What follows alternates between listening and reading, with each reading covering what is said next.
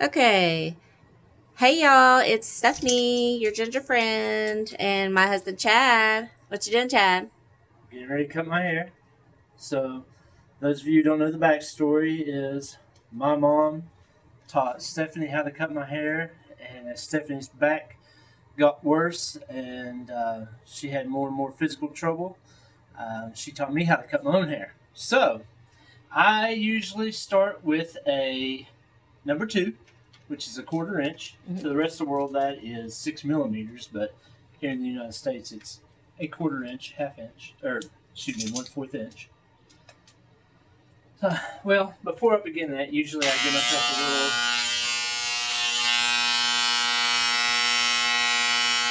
shave.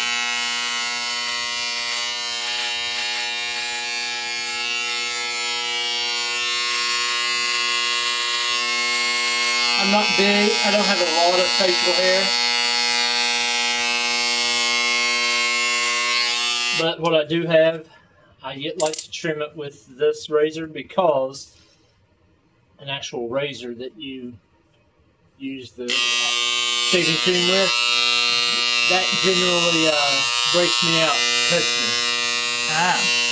Not cuts me, but shapes me.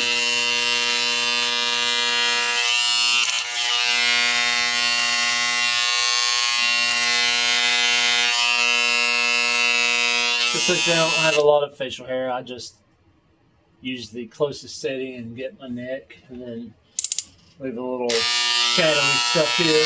Right. By going down to the highest setting.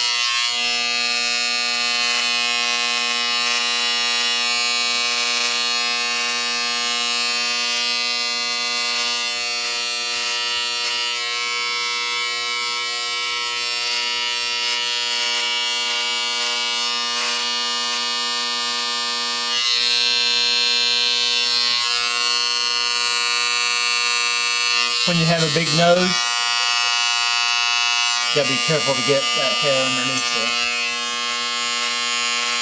You don't have a big nose, babe. You just look like Elmo. Exactly.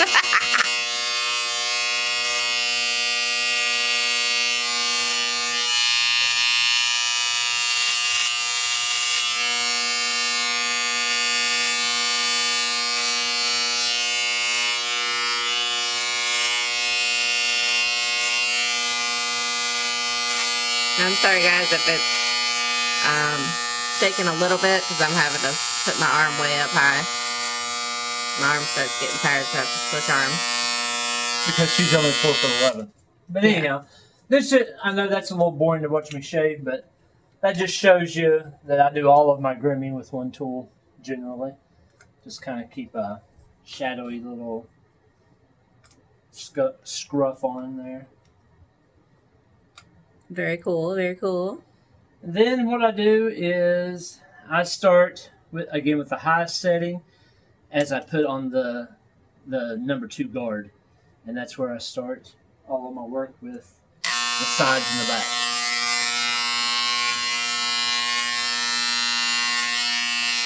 I haven't let it grow out a lot, so you're not going to see a lot of difference, but it helps to make the haircut look good if you keep up with it every week. Right. Gotta make it look good. Keep it nice and tight. That's right. As we say, keeping it tight. Keeping it tight is right, baby.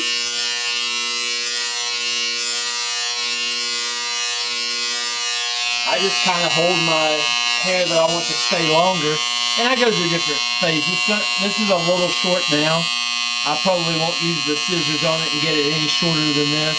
Sometimes I let it grow out a little bit longer, and I do the slick back look or whatnot. But yeah, I just hold it back, and you can kind of see the natural part that ends up in my hair. It doesn't have to be perfect. I just kind of go over that.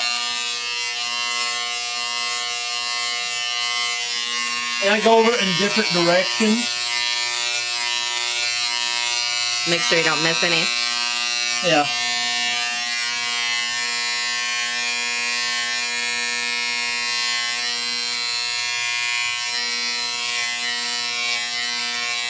hair that is straight as mine. It's kind of wants to get away from the clipper. It doesn't hold there because it's very I don't know, has a mind of its own. Yeah. Some of it sticks up this way, some of it sticks that way. So. And guys, I'm just going to remind you, we live in an old farmhouse that we're still renovating, so if you see something that looks unfinished or undone, we still need to put trim up in this bathroom and finish out some stuff, so you just have to bear with us. We're just showing you that life is not perfect. You just keep going and try to do your best, and so you have the money to fix it, or the time, or the health. Money, time, and health. Yeah, sometimes we just don't feel like it. Sometimes we don't have the money, sometimes we don't have the energy, whatever it is.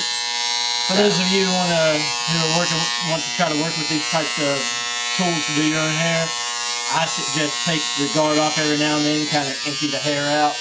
Dust it out. Nice thing is, mine stays in one clump, so it doesn't get all over the floor as much. Easy cleanup. Yeah.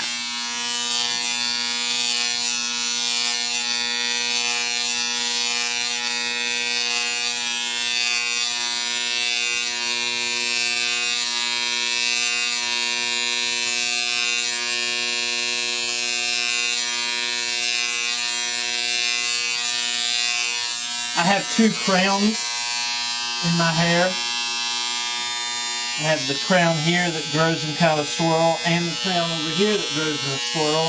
I've just learned through trial and error how to manage that. I kind of stop before I get to the crowns with my clippers, and then Steph and I just work together and kind of get the use the scissors on the top part without creating a bunch of alfalfa weeds, as you might want to call them, if you ever watched the show Little Rascals. Yeah. Alfalfa. Also, you have a mole on your head, so you have to watch out for that. It's true. I do have a huge birthmark mole right there at the crown. Yeah.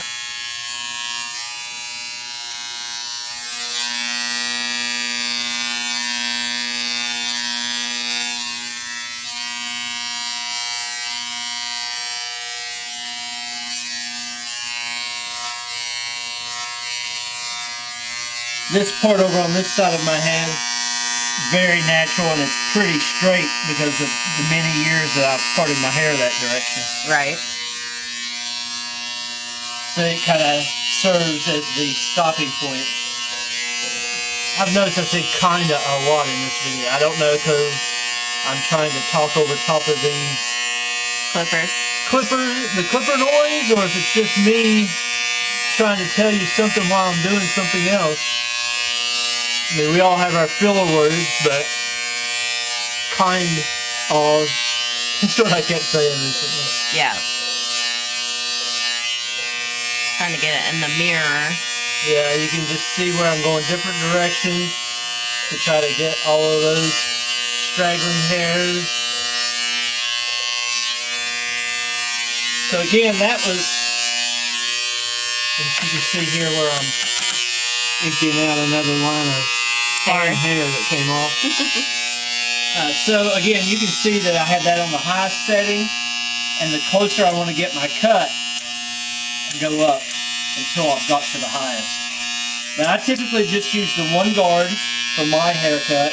Yeah. And now I'm going to go from the highest setting somewhere in the middle.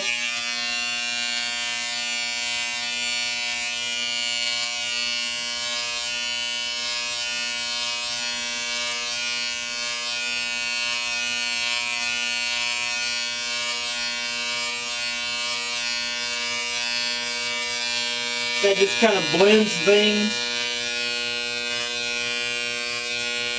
Makes it look nice and neat too when you wear a hat. This is how I like Chad's hair like this the best. He has grown it out before and done different things, but I like this the best. It's not that it's not going to look like a $100 haircut. I'm not on Wall Street or not in the movies. But it serves me well as an everyday haircut for an average Joe. Yeah, he's a substitute teacher, so he doesn't have to look perfect anyway. That's right. He's just hanging out with kids. That's right. Except today I made a mistake and accidentally hit accept on a job he didn't want. Messed up. So then he didn't get any other calls, so we just thought there wasn't any available, but no, it was my fault. So he missed out on... They actually called me and said, "Where are you at?"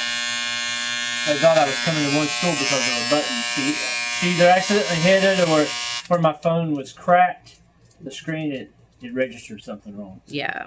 Anyhow, I wanted to show you guys, I went to the closest setting, and that's where I kind of do my sideburns. I even go up in here to this, I don't know what you would call this, where you get the receding hairlines is all I know. And Yeah. I just kind of do it real low setting also.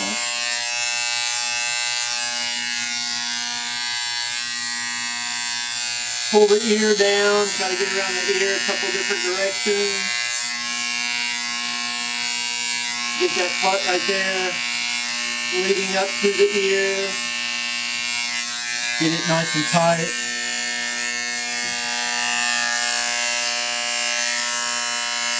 You notice I don't even have to look in the mirror because I've done this so many times. And my hair is already so on such a low guard everywhere. It's not that big of a deal. You can't tell a huge difference. Right. Now if I had different hair texture maybe, if my hair was more curly or more wiry. Chad has really good soft hair, but it's not too soft to where you can't do anything with it. It's like just right. Yeah, I can put a little product in it, just a tiny bit of product, and get it to stand up. Looking pretty good. Now, a lot of times I'll go ahead and take it off, and then I'll put it back to a higher setting with no guard at all. And that's where I'll put my glasses back on so I can see. I'll get me a little mirror, and I'll look in the mirror and go around the back of my neck.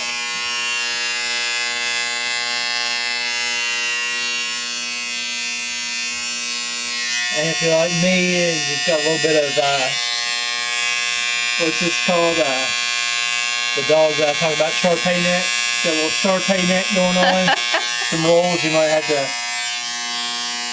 bend your head and get that out of there as you're doing this. Yeah. Of course, the more Shar-Pei neck you get, the heavier you get. So keep that in mind, fellas. I mean, the heavier you get, the heavier you get, the more wrinkles you get there. So you lose some weight, you'll benefit in that area too. That's crazy, isn't it? That you gain weight in the back of your head too. Yeah.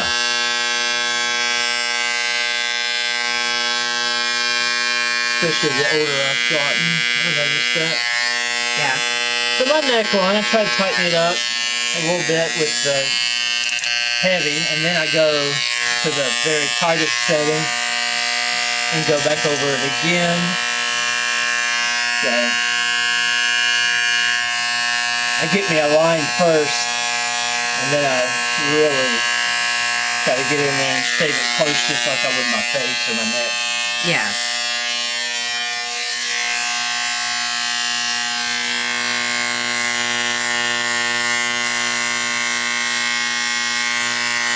But anyhow, I like to show people this, guys, this, because even as a single guy, you don't need somebody else.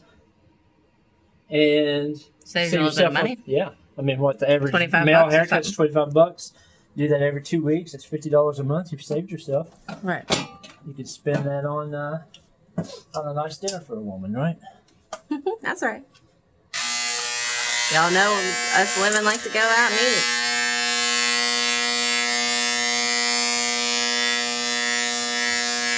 Again, take your girl out. Don't be stingy with your money.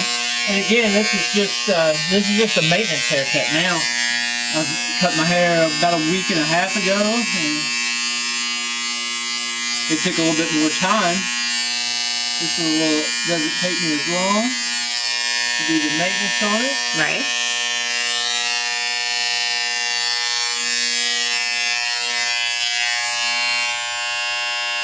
And then you just take scissors to the top, right? Yep. They take the scissors to the top.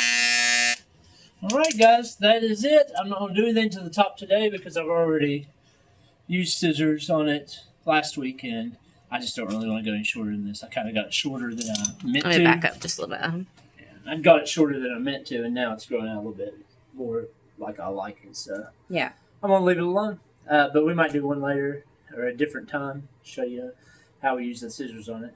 It's pretty neat technique that Stephanie taught me. You don't cut it straight. You kind of cut it at an angle, and you just don't worry too much about it if you're looking for the spiky, messy look. Right. All right. Thanks, guys. See ya. Thanks for watching. Don't forget to like and subscribe. Bye.